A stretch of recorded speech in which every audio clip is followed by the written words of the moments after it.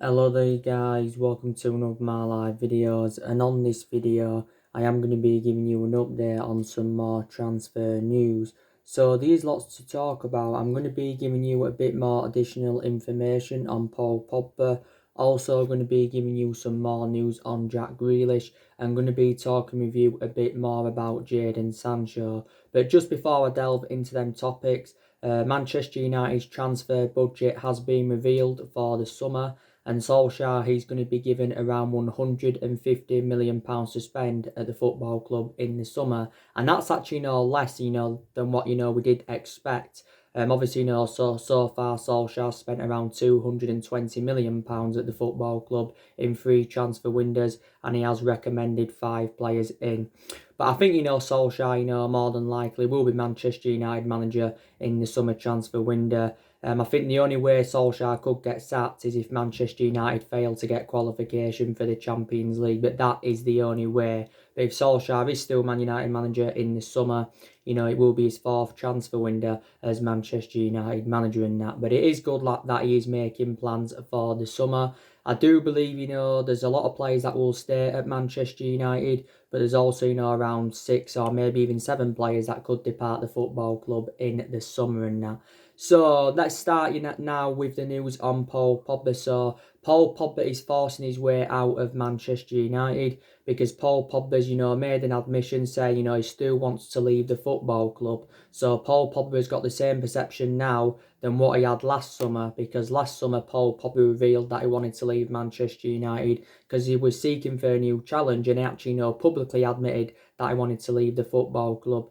The main explanation why Paul Pogba's didn't leave Manchester United last summer is because we priced him out of the transfer market, because we wanted around £180 million for him. We was demanding just over double than what we paid for him from Juventus, because we paid £89 million for him from Juventus, but Real Madrid were not willing to pay the £180 million that we was demanding for him. But this is why, the move never materialised. Now, I think Paul Pogba is resisting on extending his contract at the football club, because as it stands at the moment, Paul Pogba's got 2 years left on his contract with Manchester United, 1 year with an option of a further year. Now, I think if Paul Pogba does decide to leave Manchester United, he will either go to Real Madrid. If he doesn't go to Real Madrid, he'll make a return back to Juventus, because Pogba did endure 4 good years with Juventus. And obviously, since he rejoined Man United in 2016, analysing the vast majority of his performances, they've been totally comparison to his ones in Turin. But I've just been reading recent reports, and actually, does say that Paul Pogba's preference is a move to Real Madrid over Juventus. But Real Madrid are looking to do, transfer activity in the summer. Even though they did recruit around 6 players in last summer, they got Eden Hazard, they also got Rodrigo, they got Luka Jovetic, they also got Eden Militao, and they got Ferland Mendes. So yeah, they spent, was it over 200-300 million pounds last summer, did Real Madrid. But Pogba was talking a lot about Real Madrid last year, about, his dream to play for them. And, he was excited about, playing under Zinedine Zidane's guidance. Also, too, PSG and Barcelona have inquired about his availability in the past. But we've quoted out that we want at least £100 million for Paul Pogba this summer. There's also, been rumours about, swap deals happening. And reiterate what I mentioned before, swap deals are very, very, rare in the modern game. But they do happen, the swap deals. There's obviously been talks of De Ligt coming to Manchester United as part of a swap deal of Pogba going back to Juventus. There's also been talks of, Ramsey coming to Manchester United as part of a swap deal of Pogba going back to Juventus. Because obviously, due to this coronavirus outbreak, like I mentioned, teams are going to lose or could lose millions in transfer revenues. Players, could go a lot cheaper than they could go cheap, could players, they could go for next to nothing when they actually worth more than that. It came out the other week in the press saying that, Paul Pogba was only worth around £31 million. Obviously, Paul Pogba's appearances have been limited this season at Manchester United. He's only played 8 times this season due to his injuries, but Pogba sustained quite a few injuries as a Manchester United player. Now, United fans have got different perceptions on Pogba. Some United fans would keep him, and some United fans would be determined to let him go. Now, obviously, Ed Woodward is trying to get Paul Pogba's future resolved because Ed Woodward, has had some negotiations with Pogba's agent, Mini Raiola. Now, as you all know, Mini Raiola's made a number of public attacks against the club since this turn of the year. And obviously, Man United have been very, very critical of this happening.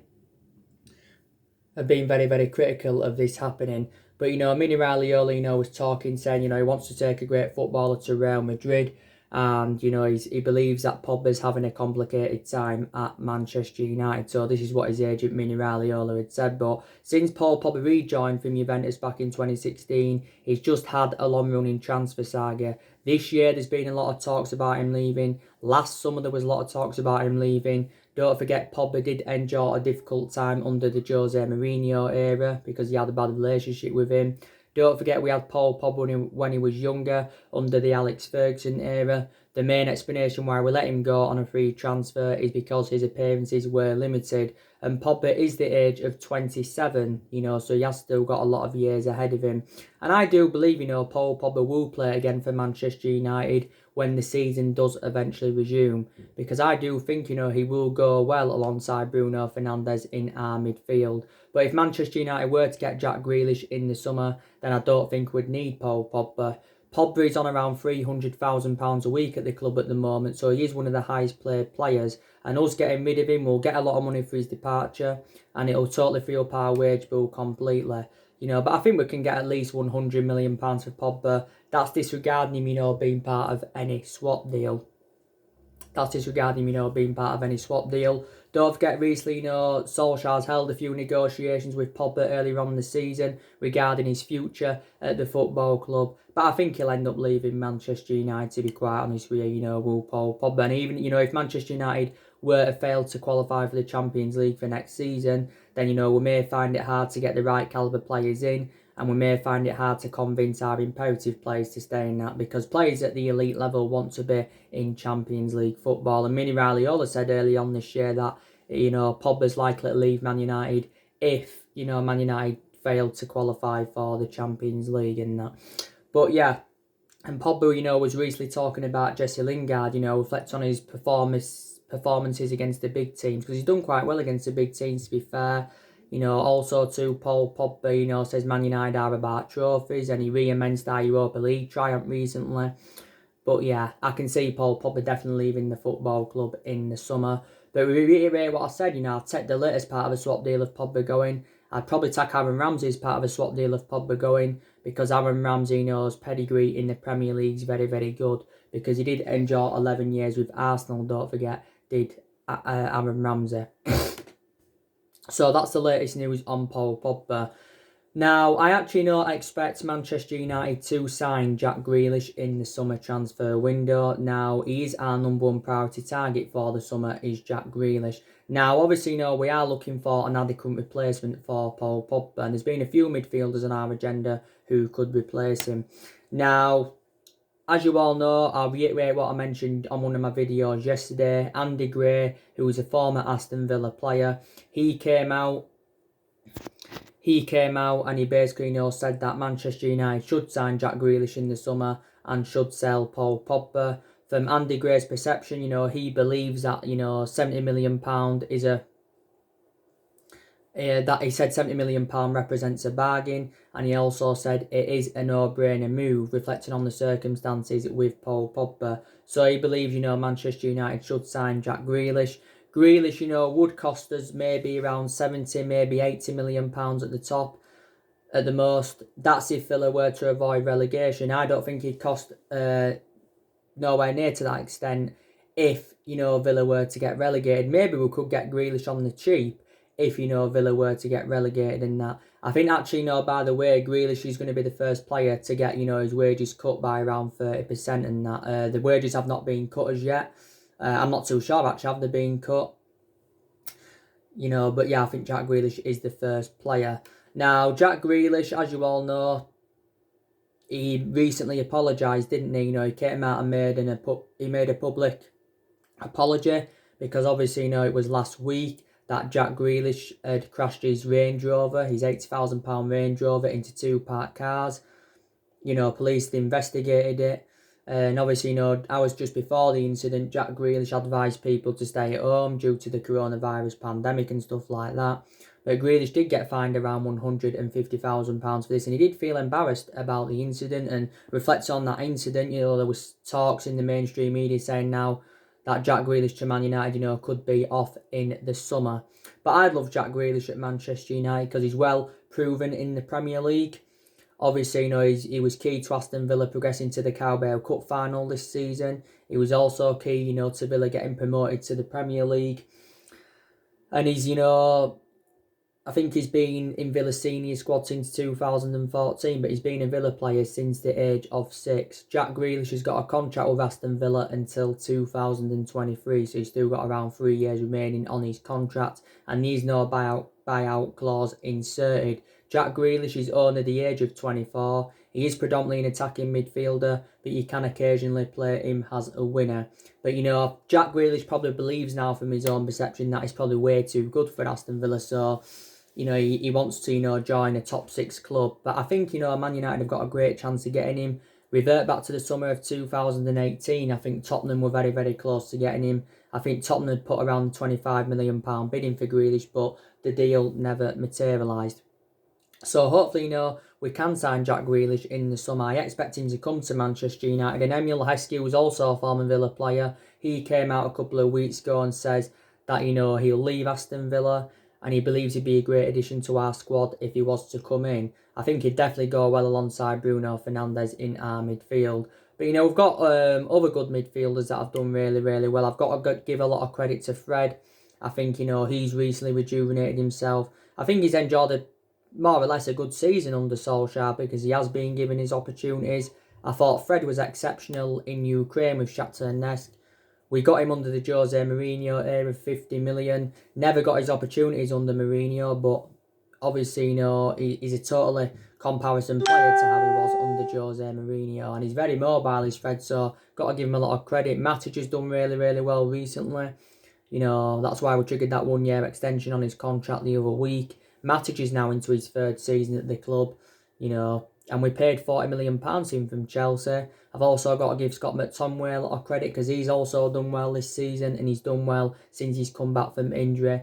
But, it'd be just beneficial if Manchester United could get another midfielder in there. But we have spent quite a lot of money on midfielders. 50 million for Fred, 40 for Matic, like I mentioned. That's 90 million on 2 midfielders. 89 on Paul Pogba. That's just under £180 million there. 68 million with add-ons included on Bruno Fernandes. So we have spent quite a lot of money on midfielders. But yeah, so I think we've got a great chance of getting Jack Grealish in the summer transfer window. So that's the latest news regarding him. And I think he did say before, Grealish, that if he was to come to Man United, he'd want around £150,000 a week. This is what he would want. So I do believe that Grealish will follow the footsteps of James Milner and Gareth Barry, because they're also former Aston Villa players as well. So now we will delve into the news on Jadon Sancho, like I've been keeping you up to date with on a regular basis. Now, the news is on Jadon Sancho that reportedly, we have convinced him to sign for Manchester United this summer. That was just in one report. I can't remember what report it was in, but I did read it. But no announcement has been made as yet. As you all know, Jadon Sancho is expected to cost Manchester United at least £100 million. Maybe we'd have to end up paying £120 million for him. But either figure is going to make him a record signing in the Premier League, and it's going to make him our most expensive signing. Now, there was reports coming out of the mainstream media yesterday saying that, if Manchester United failed to qualify for the Champions League, it said that Jadon Sancho will reject to move to Old Trafford. Now, obviously, we was relentlessly linked with Jadon Sancho last year, but the main explanation why we didn't get Jadon Sancho last year is because we had no Champions League football to offer. There's a few players that we have missed out on because obviously we've had no Champions League football, and there's been a lot of uncertainty over Ole Gunnar Solskjaer's future at the club. But yeah, I think Jadon Sancho has revealed anywhere that he wants to come to Manchester United. Obviously, Man United are also too willing to offer Jadon Sancho around £400,000 a week. That will make him the highest paid player at the club, the best paid player, as well as the most expensive signing. And we're also willing to offer Jadon Sancho the iconic number 7. And like I said, Man United have had a lot of good number 7s up and down the generations. Yes, we have, but our recent number 7s haven't been too good. They haven't been too good. And obviously, Borussia Dortmund do remain ruthless over their valuation. Even, with this coronavirus pandemic, they're not willing to let Jadon Sancho go on the cheap. The Borussia Dortmund CEO did say, though, that he will not step in Jadon Sancho's way if he wants to leave Borussia Dortmund in the summer. He wants to leave Borussia Dortmund in the summer. And, this is what it had basically said. But I think we're willing to pay the £120 million that Borussia Dortmund are demanding. Don't forget, we've been in negotiations with Jadon Sancho's agent now for around, 2 months? That was stemming from Fabrizio Romano the other week, and he tends to be a very reliable Italian journalist. Duncan Castles came back out in February, and he said Man United, are emerged as the favourites to sign Jadon Sancho in the summer. The likes of Chelsea have been in for him, Liverpool have been in for him, but for Sancho to get in Liverpool's team, Liverpool would have to sell Salah, Firmino or Mane so he can get, game time week in, week out. But I don't think Sancho will go to Liverpool. Don't forget Madrid have been in for him. But I do believe, he could actually, be our first signing in the summer transfer window. And our 6th signing overall under the Ole Gunnar Solskjaer era. Now, Jadon Sancho is into his 3rd season as a Borussia Dortmund player. He's into his 3rd season now. Obviously, I think since his arrival in Germany, he has been a revelation as Jadon Sancho, I've got to be honest with you. He was dropped in a lot of games so early on in the season, but Sancho's got around 2 years remaining on his contract with Dortmund. He's under contract with them till 2022. But yeah, he's done really, really well. But I think him reuniting in the Premier League is very beneficial for Jadon Sancho's career. He's obviously, he enjoyed a couple of years with Manchester City, but the main explanation why he left Manchester City is because, he didn't get enough first team opportunities, and Sancho is only at the age of 20. But another beneficial thing about recommending him in is that, he's got a great friendship with Marcus Rashford. And that'd be a fantastic attacking trio, Rashford, Martial and Jadon Sancho. Like I said to you on my video yesterday night, it would be, one of the club's best attacks. The last time, the best attacking trio we had, as what I remember, is Ronaldo, Tevez and Rooney back in 2008 and 2009 and that. So yeah, it would be a great attacking trio and that. But Jadon Sancho, would complement our attacking line really, really well, and he is predominantly a right winger. And obviously, Solskjaer, does want to recommend a right winger in to the football club. So I do believe Jadon Sancho's on his way to Man United in the summer, but Dortmund are going to make a huge profit on the player, because they only got him for around £7 or £8 million from Man City back in 2017. So yeah, so that's the latest news on him.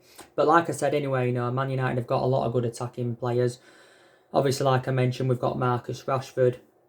Rashford, has been one of our best players this season, when he was fully fit. Obviously, Marcus Rashford has been out with a back injury for quite some time.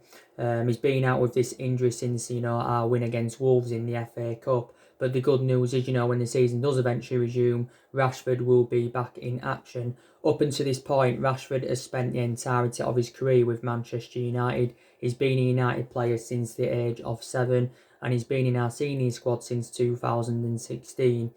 Now, we've played him. You can play Rashford in the number 9. You can also play him out wide, but I think actually, Solskjaer prefers Marcus Rashford out wide. But Rashford's revealed that he wants Jadon Sancho at Manchester United next season. I'm going to put this on my the title of my video as well. I'm just going to be giving you some news on Anthony Martial. This is the news on Martial stemming from Troy Deeney, because recently Watford's Troy Deeney has been talking about Anthony Martial. Now, Troy Deeney does believe that Anthony Martial he's got unbelievable talent, and he believes he's a very, very good player and that. But Troy Deeney's actually urged Solskjaer to find a permanent position for Anthony Martial. Now, obviously, this season Anthony Martial's been playing in the number 9 role, even though he predominantly plays out wide on the left. But this season he's been playing in that number 9 role. Now, some Man United fans will say maybe keep him in the number 9 or revert him back to the left-hand side and that. But yeah, Troy Deeney is an admirer of the player, and I still probably say he's a long-term solution for Manchester United. Martial has enjoyed some difficult spells at the club. Under Jose Mourinho, he enjoyed a difficult time, and obviously, this season he has sustained quite a few injuries. But Martial's on 16 goals this season for the football club, and he's only at the age of 24. I think one of Martial's best seasons he enjoyed at the club was in his first season when Louis van Gaal did recommend him. But he's still another good attacking player that we've got, Martial. Odion Ighalo, like I mentioned, he's enjoyed a fantastic start to his Manchester United career. Odion Ighalo, does have 4 goals in 3 starts for the club, and he's an option of a different type of centre forward, and he's totally comparison to our other attacking players is Ighalo. Gotta say, he's definitely a good cover up for Marcus Rashford. Man United, I think, are going to get Odion Ighalo on a permanent transfer.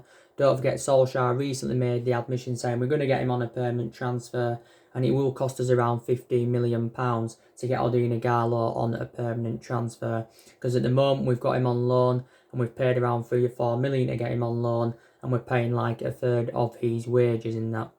But even if we get Odion Ighalo permanently, Manchester United still need a centre forward without a shadow of a doubt, because we're looking for an adequate replacement for Romelu Lukaku. But Solskjaer's identified the 3 areas where he thinks Man United need to strengthen up. He thinks, that we need a centre forward, we need a right winger, and we also need a midfielder. Don't forget, we're also in search for a centre half. Even though we have got a lot of centre halves in the team, we've got Harry Maguire and Victor Lindelof that are our first choice centre halves. Obviously, our backups are Bay and Tuanzebe. When the season resumes, Tuanzebe is going to be fit to play, because Tuanzebe, has been recently talking with Ole Gunnar Solskjaer, so that's positive on that aspect. And yeah, so there's a lot of centre halves. You've got Jones, but Phil Jones is one of the players that's expected to leave Manchester United in the summer. And you've got Luke Shaw that's played a couple of times as centre half this season, even though he is predominantly a left back and that. So there's still deficiencies in the squad that need to be addressed, but Solskjaer does believe that Manchester United need around 3 signings in the summer, or maybe 4, to become title contenders next season.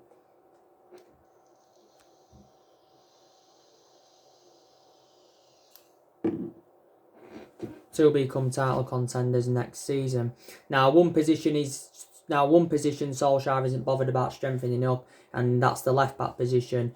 Reflecting on the emergence of Brandon Williams, Solskjaer, is not bothered. He's not bothered about recommending a left back in, because to be fair, Brandon Williams has done really, really well this season. This is Brandon Williams' first season in the senior squad with the club. He's inexperienced, is Brandon Williams, so I still think, Luke Shaw does remain our first choice left back. Luke Shaw's now into his 6th season at Manchester United, but since he's come back, from injury, I've got to say Luke Shaw has done really, really well. Aspects of his game have really, really improved in that. But like I said, Solskjaer's got the backing of Ed Woodward. He's also got the backing of the Glazers, and quite a lot of our players are still determined to back him in that. The players that I do expect to leave Manchester United in the summer, we're going to get rid of around 6 or 7 players, like I mentioned. Timothy Fosu-Mensah, he's one player that could be on his way out in the summer. Phil Jones, definitely. De Gea, I think he'll probably stay at Manchester United.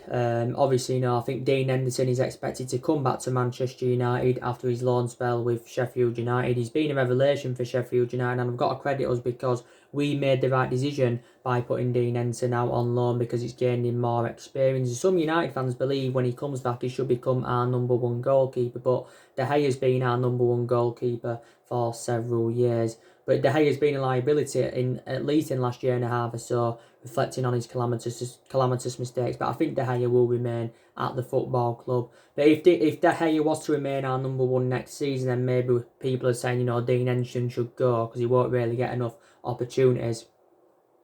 But yeah, but De Gea will probably stay. I think, we'll definitely get rid of Andres Pereira. He's one player that we'll get rid of.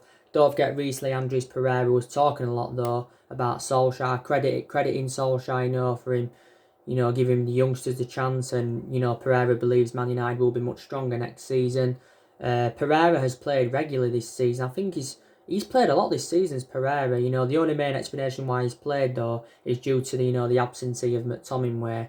Pereira, he's a liability. He's got a contract with Man United until 2023. He obviously had loan spells with Granada and Valencia, but Pereira only became a regular, last season. But I've just been unimpressed with his performances, so he's one player that will go. Definitely, Jesse Lingard, I think, will go. I gave you the news on Jesse Lingard yesterday, didn't I? This news was stemming from The Athletic, and they actually, said that, Arsenal could try and sign Jesse Lingard. I don't really know the main explanation why Arsenal would be interested in signing him, because Jesse Lingard's stats are atrocious. He hasn't registered one goal or one assist in the Premier League in over a year. But I think Arsenal are seeing Lingard as an alternative to Dani Ceballos, because obviously, Arsenal have got Dani Ceballos on loan from Real Madrid, and I'm very, very sceptical that Arsenal, are going to make his transfer permanent, because I think they've got insufficient funds. I think it'll cost Arsenal around £40 million to get Dani Ceballos on a permanent transfer. So he'll either go back to Real Madrid or he'll maybe go to another club. Will Dani Ceballos. But yeah, with Lingard, like I mentioned before, reflect on his status at the football club and reflect on the number of years he's been here. He should be putting much more better performances out. Don't forget, Lingard came up our youth academy. For the club in the Premier League, Lingard's made 131 appearances and scored 17 goals. And also, he's had a few loan spells. He had a loan spell with Leicester, Birmingham, Brighton and Derby. And he's, 27 or 28 years of age now. Has he got around, is it 14 or 15 months left on his contract? But I can see Lingard definitely leaving Manchester United, because since he arrived with Bruno Fernandes, Lingard has found game time very, very difficult. I think we're going to negotiate as well on getting rid of Rojo on a permanent transfer, because Marcus Rojo is out on loan at Estudiantes. I think Rojo did enjoy a good 6 years at Manchester United. And also too, I think we'll negotiate on getting rid of Sanchez on a permanent transfer. Obviously, like I said, Sanchez enjoyed a difficult 18 months with Manchester United. And he didn't exceed expectations, as we all thought he would have done, because when we got him as part of the swap deal of Mkhitaryan going to Arsenal, I thought Sanchez would have been an exceptional signing for us. Reflecting on what he did in his 3.5-4 years with Arsenal, he did well at Barcelona when he was younger. He flourished under Pep Guardiola's guidance, did Sanchez.